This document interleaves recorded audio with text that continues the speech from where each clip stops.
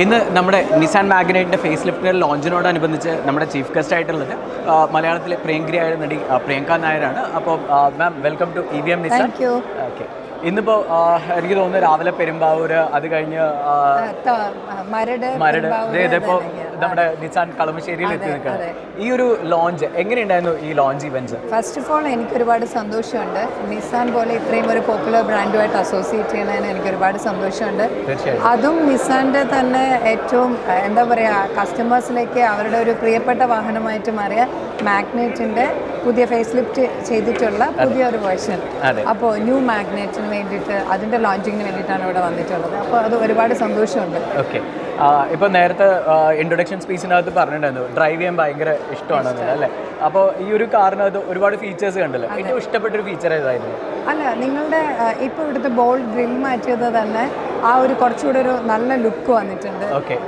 പിന്നെ air pollution ഇൻഡെക്സിൽ നിങ്ങളുടെ പുതിയൊരു ഫീച്ചർ കൊണ്ടുവന്നു. നമ്മളെപ്പോഴും ട്രാവൽ ചെയ്യുമ്പോഴത്തേക്ക് അത് ഭയങ്കര, നമ്മൾ അതിനകത്തിരിക്കുന്ന പിന്നെ നമ്മൾ ട്രാവൽ ചെയ്യുന്ന ആൾക്കാർക്കാണെങ്കിലും കുറച്ചുകൂടി ഇപ്പോൾ ഇത്രയും പൊല്യൂട്ടഡ് ആയിട്ടുള്ള ഏരിയയിലൂടെ നമ്മൾ ട്രാവൽ ചെയ്ത് പോകുമ്പോഴത്തേക്ക് നമുക്ക് കുറച്ചുകൂടി ശുദ്ധവായു കിട്ടാൻ പാകത്തിനുള്ള അത്തരത്തിലുള്ള ഫീച്ചേഴ്സ്. പിന്നെ നിങ്ങൾ air bags 6 air bags standard ആയിട്ട് നിങ്ങൾ പ്രൊവൈഡ് ചെയ്യുന്നുണ്ട്.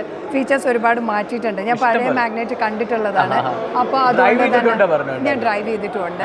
അപ്പോൾ അതുകൊണ്ട് ഫീച്ചേഴ്സ് ഒരുപാട് മാറ്റിയിട്ടുണ്ട്. കുറച്ചുകൂടെ ഒരു ന്യൂ ലുക്കിലേക്ക് കൊണ്ടുവന്നിട്ടുണ്ട്. Big, bold and beautiful inside and out.